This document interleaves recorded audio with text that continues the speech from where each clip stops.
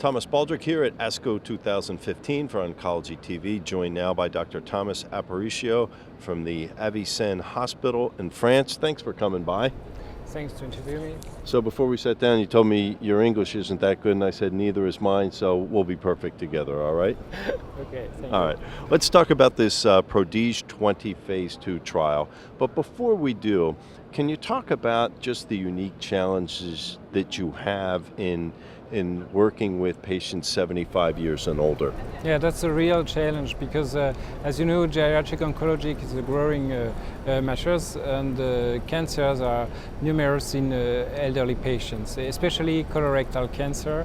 In France, the median age of colorectal cancer is 70, so it's a real matter of old patients.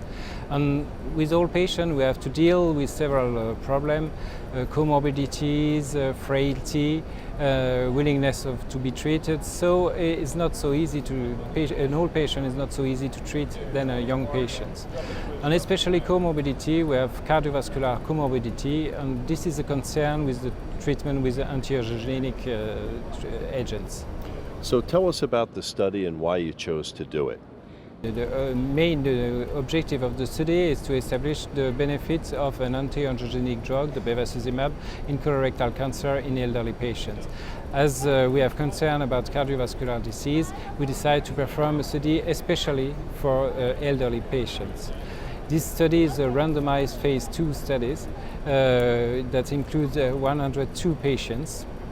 And they were randomized in one arm with classical chemotherapy, 5-FU infusional or 5-FU plus irinotecan or oxaliplatin.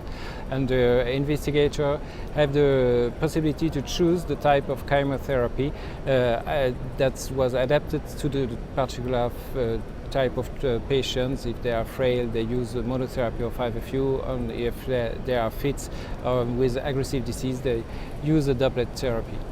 And then the randomization concerned the Bevacizumab. This trial have an endpoint, a special endpoint. It was a composite endpoint. It is now more recommended for the specific study in geriatrician. This specific endpoint combine efficacy endpoint with the tumor control, and also the evaluation of quality of life and the safety as cardiovascular toxicities and unexpected hospitalization, as it is a real concern in elderly patients. So this trial is now finished, and we have the first preliminary results for the primary endpoint that was evaluated after 4 months after randomization. And we have the positive results in this study, as the experimental arm and the control arm are met the safety and the efficacy endpoints. But we have also secondary endpoints that were more traditional, as progression-free survival and overall survival. We don't present at this ASCO the definitive analysis for this endpoint, as the data are not mature, but the preliminary data show very good hazard ratio in favor of Bevacizumab arm for progression-free survival. It's a hazard ratio of 0.6, and for overall survival we have also an hazard ratio 0.69. So we will present the final result, I hope, in 1 year.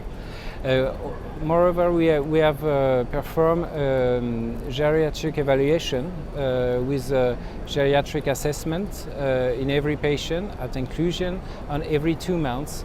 And we show in the first results that the autonomy of the patients are correlated to the primary endpoint.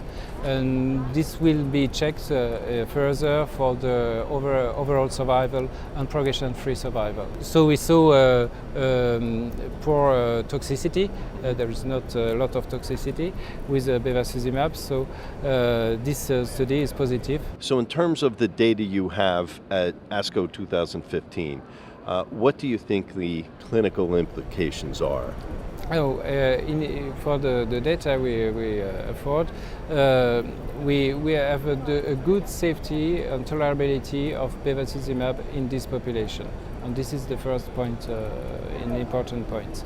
And the second data, it's that there is a progression-free survival expected significant, but this is not demonstrated at now, but will probably appear in the next evaluation. Keep us updated when you get more information. We will update the analysis in 6 months, so it could be deliverable in next ASCO or next ASCO. Very good. Thank you, sir. We appreciate your time. Thank you.